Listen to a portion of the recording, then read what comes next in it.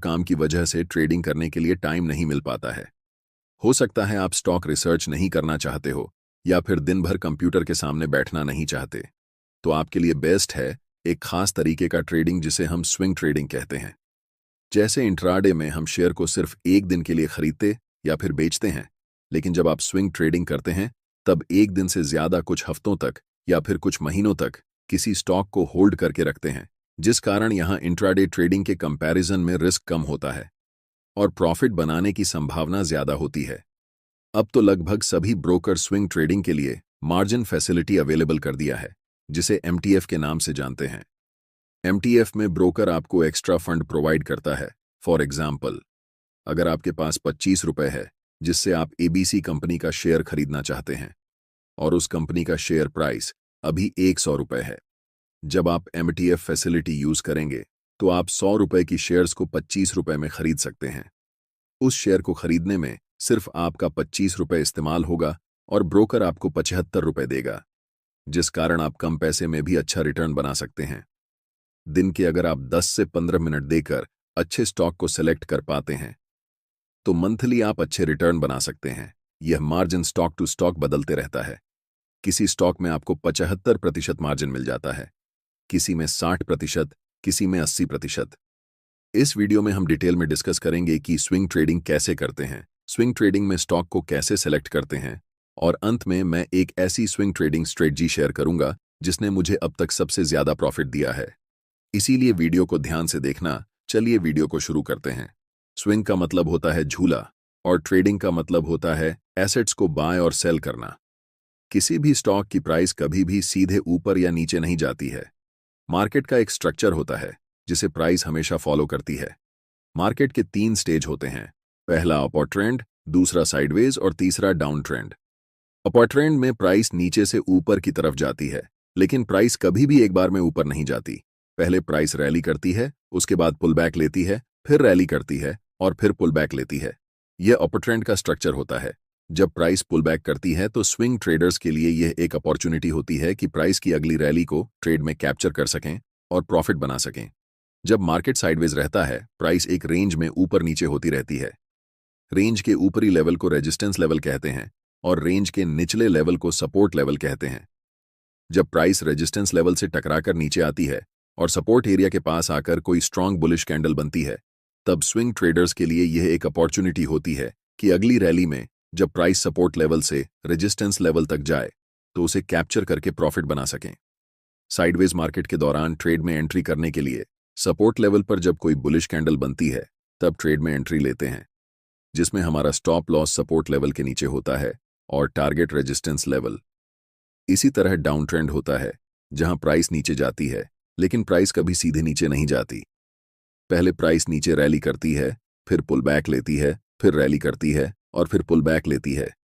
इस तरह से जब प्राइस डाउन ट्रेंड में होती है तो पुल बैक के बाद अगली रैली आने से पहले हम ट्रेड में एंट्री करते हैं और इस पूरी रैली को ट्रेड में कैप्चर करके प्रॉफिट बनाते हैं। स्विंग ट्रेडर्स को बेनिफिट मिल जाता है कि उस स्टॉक की फंडामेंटल देखने की ज्यादा जरूरत नहीं होती। अगर आती है तो ठीक बात है, लेकिन अगर नहीं भी आती है फंडामेंटल एनालिसिस, तो भी आप स्विंग ट्रेडिंग कर सकते हैं। फंडामेंटल्स बेसिकली इन्वेस्टर्स के लिए इंपॉर्टेंट होते हैं जो किसी स्टॉक को 1.5 साल, 2 साल यानी 1 साल से ज्यादा होल्ड करते हैं। स्विंग ट्रेडर्स के लिए इंपॉर्टेंट है टेक्निकल एनालिसिस, जिसके बेसिस पर आप ट्रेड में एंट्री करेंगे।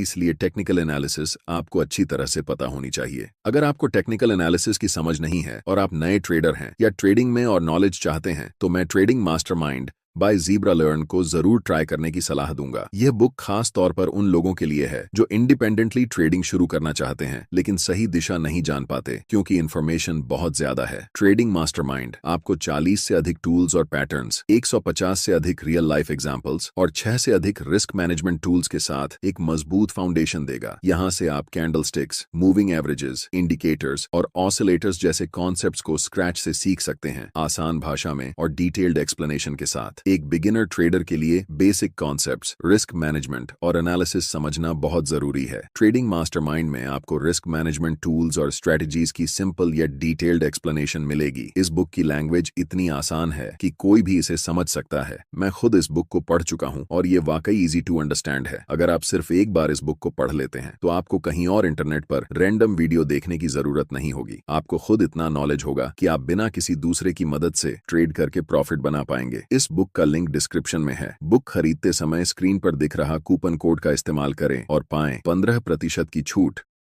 दूसरा बेनिफिट, जब आप स्विंग ट्रेडिंग करते हैं तब आपके पास कोई लिमिटेशन नहीं होता कि किसी शेयर को कितने दिन तक होल्ड करेंगे, क्योंकि जब आपका ब्रोकर आपको एमटीएफ फैसिलिटी प्रोवाइड करता है तो उसके एग्रीमेंट में साफ साफ लिखा होता है कि जो पैसा आपको ब्रोकर प्रोवाइड कर रहा है उस पर ब्रोकर एक फिक्स्ड इंटरेस्ट रेट चार्ज करता है। जनरली यह इंटरेस्ट रेट 10% से 12% प्रतिवर्ष होती है और वह स्टॉक को आप लाइफ टाइम तक होल्ड करने की परमिशन देता है। लेकिन आप स्विंग ट्रेडर हैं तो आप 5 से 10 दिन या फिर महीने तक स्टॉक को अपने पोर्टफोलियो में रखते हैं और जब आपको डिसेंट प्रॉफिट मिल जाता है तब स्टॉक को बेच देते हैं। स्विंग ट्रेडर्स के लिए सबसे इंपॉर्टेंट होता है सही स्टॉक को सेलेक्ट करना जो उसे प्रॉफिट बनाकर दे सके। इसलिए अगर आप अब तक ध्यान नहीं दे रहे थे तो कोई बात नहीं, अब ध्यान से देखिए। अगर आपने स्विंग ट्रेडिंग में अच्छे स्टॉक को सेलेक्ट करना सीख लिया तो आप यहां से रेगुलर इनकम बना सकते हैं। अब जानेंगे कि जिस स्टॉक में हम ट्रेड करने वाले हैं उस स्टॉक में क्या क्या गुण होने चाहिए। स्टॉक को सेलेक्ट करते समय आपको कुछ गाइडलाइंस को फॉलो करना होगा। यह बहुत इंपॉर्टेंट है, लेकिन ज्यादातर ट्रेडर्स इसे इग्नोर करते हैं। अगर आप इस गाइडलाइन को फॉलो नहीं करेंगे तो आपको टेक्निकल एनालिसिस की जानकारी होते हुए भी ट्रेड में लॉस हो जाएगा। स्टॉक सिलेक्शन के समय हमें इस बात को एश्योर करना है कि उस स्टॉक में वोलेटिलिटी हाई हो। वोलेटिलिटी का मतलब है कि प्राइस एक जगह स्थिर नहीं होनी चाहिए। प्राइस में उतार चढ़ाव होगा तभी आप स्विंग को कैप्चर कर पाएंगे और प्रॉफिट बना पाएंगे।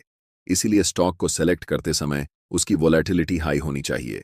दूसरी गाइडलाइन जिसे आपको फॉलो करना ही है वह है लिक्विडिटी। जिस स्टॉक को आप सेलेक्ट कर रहे हैं उसमें लिक्विडिटी होनी चाहिए। लिक्विडिटी का मतलब है वॉल्यूम, जहां ज्यादा क्वांटिटी में शेयर्स की खरीद और बिक्री हो रही हो। मार्केट में जितनी क्वांटिटी के बाय ऑन ऑर्डर एग्जीक्यूट होते हैं उतनी ही क्वांटिटी के सेल ऑन ऑर्डर भी एग्जीक्यूट होते हैं। इसीलिए ऐसे स्टॉक को चुनना चाहिए जहां लिक्विडिटी ज्यादा हो। इन दोनों गाइडलाइंस को फॉलो करके स्टॉक को सेलेक्ट करना आपके लिए मुश्किल हो सकता है। अगर आप इतना रिसर्च नहीं करना चाहते तो आपके लिए सलाह है कि आप लार्ज कैप और मिड कैप के स्टॉक्स को ही सेलेक्ट करें। स्मॉल कैप के स्टॉक्स को सेलेक्ट करना आपके लिए लॉस का सौदा हो सकता है, क्योंकि छोटे स्टॉक्स को ऑपरेटर द्वारा आसानी से मैनिपुलेट किया जा सकता है, जिससे ऐसे स्टॉक्स में टेक्निकल एनालिसिस अच्छे से काम नहीं करता है। दूसरा, छोटे स्टॉक्स में लिक्विडिटी का इशू हो सकता है, इसलिए भी इन्हें अवॉइड करना चाहिए। अब बात करते हैं स्ट्रेटजी स्टॉक सिलेक्शन की। वैसे तो स्विंग ट्रेडिंग के लिए मार्केट में बहुत सारी स्ट्रेटजीज हैं, लेकिन हम यहां उसी की बात करेंगे जिसे मैं खुद यूज करता हूं। हम आपको एक ऐसा मैजिक सेटअप बताएंगे जिसे यूज करके आप हाई रिस्क रिवॉर्ड रिटर्न वाले ट्रेड में एंट्री लेकर बड़े प्रॉफिट बना सकते हैं। ये स्ट्रैटेजी मैं खुद भी यूज करता हूं और ये मेरे लिए बहुत अच्छा काम करती है। लेकिन उससे पहले हमें वॉल्यूम को जानना होगा कि वॉल्यूम क्या है। वॉल्यूम एक पार्टिकुलर टाइम में कितने बाय ऑर्डर और कितने सेल ऑर्डर एग्जीक्यूट हुए ये बताता है। मतलब अगर हम वनडे टाइम फ्रेम में चार्ट को लगाते हैं तो हर एक कैंडल हमें पूरे दिन में मार्केट कहां से शुरू हुई, कहां बंद हुई, कितना ऊपर तक गया और कितना नीचे तक गया, ये सारा इंफॉर्मेशन बताती है। उस कैंडल के नीचे चार्ट के बेस पर हमें वॉल्यूम दिखता है, जो बताता है कि उस दिन कितनी क्वांटिटी में उस स्टॉक के बाय और सेल ऑर्डर एग्जीक्यूट हुए। आपको पता है कि मार्केट में बाय और सेल एग्जीक्यूटेड ऑर्डर्स बराबर होते हैं।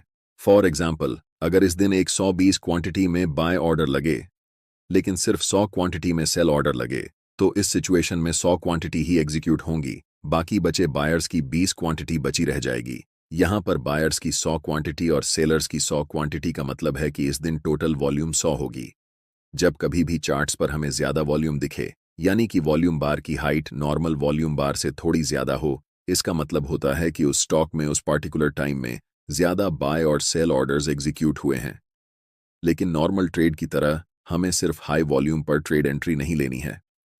हम बहुत सारे कंफर्मेशन देखेंगे ट्रेड लेने से पहले। जिससे हमारी ट्रेड की एक्यूरेसी 70 से 80% होगी। ट्रेड लेते समय हमें ऐसे स्टॉक को ढूंढना है जहां पर प्राइस स्ट्रांग अपर ट्रेंड में चल रहा हो। यह हम कैसे ढूंढेंगे, यह भी जान लेते हैं।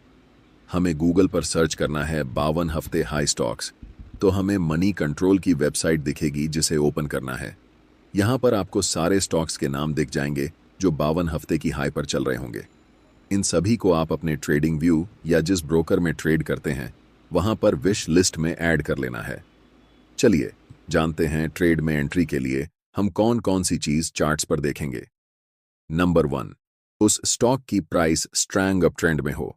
स्ट्रैंग अप ट्रेंड मतलब हायर हाई बनाते हुए ऊपर की ओर जा रही हो। नंबर 2, उस चार्ट पर कंटीन्यूअस पैटर्न होना चाहिए। कंटीन्यूअस पैटर्न में असेंडिंग ट्रायंगल या फ्लैग एंड पोल होना चाहिए। बहुत सारे ट्रेडर्स चार्ट पैटर्न्स को रैंडमली ट्रेड करते हैं और लॉस कर लेते हैं, लेकिन उन्हें यह नहीं पता होता कि किस चार्ट पैटर्न को किस सिचुएशन में ट्रेड करेंगे। तीसरा मोस्ट इंपॉर्टेंट पॉइंट, जब प्राइस ब्रेकआउट कैंडल की हाई को तोड़ेगी तभी हम ट्रेड में एंट्री लेंगे। और नंबर 4, ब्रेकआउट वॉल्यूम बार के पहले की वॉल्यूम डिसेंडिंग ऑर्डर में हो, मतलब पहले बड़ी बार, उसके बाद धीरे धीरे बार की साइज छोटी हो रही हो और अचानक से ब्रेकआउट कैंडल की वॉल्यूम बार प्रीवियस वॉल्यूम बार से ज्यादा बड़ी हो, तभी हम ट्रेड में एंट्री करेंगे। एग्जिट के फिर 2 तरीके होंगे। हम अपना स्टॉप लॉस ब्रेकआउट कैंडल के लो के नीचे रखेंगे और अगर स्विंग लो थोड़ा नजदीक है तो हम अपना स्टॉप लॉस स्विंग लो के पास रखेंगे। टारगेट के लिए डिफरेंट मेथड्स यूज कर सकते हैं। या तो हम एक फिक्स्ड रिस्क रिवॉर्ड लेकर मार्केट से निकलेंगे, जिसमें एक है 3 मिनिमम रिस्क रिवॉर्ड होना चाहिए अगर आप फिक्स्ड रिस्क रिवॉर्ड के हिसाब से ट्रेड से एग्जिट लेते हैं। और दूसरा तरीका एग्जिट लेने का यह है कि आप 9 ईएमआई को चार्ट पर लगाएंगे और ट्रेड को तब तक राइड करेंगे जब तक कैंडल 9 ईएमआई के नीचे क्लोज नहीं हो जाती। ज्यादातर केस में मैं 9 ईएमआई को फॉलो करता हूं ट्रेड को एग्जिट करने के लिए, क्योंकि स्विंग ट्रेडिंग में जब प्राइस एक बार बढ़ना शुरू होती है तो बहुत दिनों तक अप ट्रेंड चलती है, जिससे हमें बड़े प्रॉफिट कैप्चर करने का मौका मिलता है। चलिए अब इसे एग्जाम्पल की मदद से समझते हैं। स्क्रीन पर दिख रहा चार्ट 1 डे टाइम फ्रेम में IRFEC का है, जो पहले से अपर ट्रेंड में है। ध्यान से देखिए, जब प्राइस बढ़ रही थी तब वॉल्यूम भी बढ़ रही थी, जिसका मतलब होता है कि यह अपर ट्रेंड रियल और स्ट्रैंग अपर ट्रेंड है। पहले अपर ट्रेंड को हम कभी भी प्रिडिक्ट नहीं कर सकते, लेकिन नेक्स्ट अपर ट्रेंड को हम प्रिडिक्ट कर सकते हैं और हम इसी नेक्स्ट अपर ट्रेंड को ट्रेड करने वाले हैं। जब प्राइस ऊपर जा रही थी तब बड़े बड़े ग्रीन कैंडल्स बनाते हुए ऊपर जा रही थीं, लेकिन जब प्राइस नीचे आ रही है तब छोटे छोटे स्मॉल रेड कैंडल्स बनाते हुए नीचे आ रही है। साथ ही साथ अगर हम वॉल्यूम पर नजर डालें तो वॉल्यूम बार की साइज धीरे धीरे छोटी होती जा रही है। वॉल्यूम ड्रायर एक स्ट्रॉन्ग कंफर्मेशन है कि डाउन ट्रेंड वीक है, यानी कि डाउन ट्रेंड लंबे समय तक नहीं रहने वाला है। यहां चार्ट पर हम एक ट्रेंड लाइन को ड्रॉ कर सकते हैं। मैंने कहा था कि हमें एक कंटीन्यूअस पैटर्न चाहिए और यह एक कंटीन्यूअस पैटर्न है। जब भी प्राइस इस ट्रेंड लाइन को ब्रेकआउट करेगी और उस समय हमें वॉल्यूम नॉर्मल वॉल्यूम से ज्यादा दिखाई देगी, जो कि इस केस में हमें दिख रही है। वॉल्यूम यहां पर भी है, यहां पर भी है और यहां पर भी है, लेकिन इस वॉल्यूम ने ट्रेंड लाइन को ब्रेकआउट नहीं किया है। जब भी कोई कैंडल ट्रेंड लाइन को बड़े वॉल्यूम के साथ ब्रेकआउट करती है और नेक्स्ट कैंडल ब्रेकआउट कैंडल की हाई को ब्रेक करती है, तब हम यहां मार्केट में एंट्री ले सकते हैं, जिसमें हमारा स्टॉप लॉस इस ब्रेकआउट कैंडल के लो के पास होगा और टारगेट के लिए हम 1 से 3 या फिर 7 से 9 ईएमआई का यूज कर सकते हैं। नेक्स्ट टाइम इसी चार्ट पर इस रैली के बाद प्राइस धीरे धीरे नीचे की तरफ आ रही है, कंसोलिडेट होते हुए, और प्राइस के साथ वॉल्यूम भी ड्राई हो रहा है। इसके लिए हम यहां पर भी एक ट्रेंड लाइन ड्रॉ करेंगे। वॉल्यूम ड्राई होने के बाद जब कोई कैंडल ट्रेंड लाइन को स्ट्रॉन्ग वॉल्यूम के साथ ब्रेक करती है, यहां पर इस कैंडल ने ट्रेंड लाइन को ब्रेक किया है। कैंडल की वॉल्यूम प्रीवियस वॉल्यूम बार से सबसे ज्यादा है, इसीलिए हम इस कैंडल को ब्रेकआउट कैंडल मानेंगे। और जब भी प्राइस इस कैंडल की हाई को ब्रेक करेगी, हम यहां पर एंट्री लेंगे, जिसमें हमारा स्टॉप लॉस इस ब्रेकआउट कैंडल के लो के पास होगा और एग्जिट हम या तो 1 से 3 के रिस्क रिवॉर्ड पर करेंगे, या फिर जब तक प्राइस 9 ईएमआई के नीचे क्लोज नहीं हो जाती तब तक हम ट्रेड को राइड करेंगे। इसी सिचुएशन में अगर आप देखेंगे तो अप ट्रेंड के दौरान प्राइस हाई बनाते हुए जा रही थी और जब प्राइस ऊपर जा रही थी तब वॉल्यूम भी बढ़ रही थी, जो कंफर्म करता है कि अप ट्रेंड स्ट्रॉन्ग था। इस वीडियो में हमने सीखा कि वॉल्यूम और प्राइस एक्शन का यूज करके हम कैसे बड़े प्रॉफिटेबल ट्रेड सेटअप्स ढूंढ सकते हैं। और कैसे उन्हें ट्रेड कर सकते हैं। इस स्ट्रैटेजी को यूज करने के लिए प्रैक्टिस और डिसिप्लिन दोनों की जरूरत होती है, इसलिए आप इस स्ट्रैटेजी को डेमो ट्रेडिंग या पेपर ट्रेडिंग में पहले यूज करें और जब आपको इसमें कंफर्टेबल लगे तभी इसे रियल ट्रेडिंग में अप्लाई करें।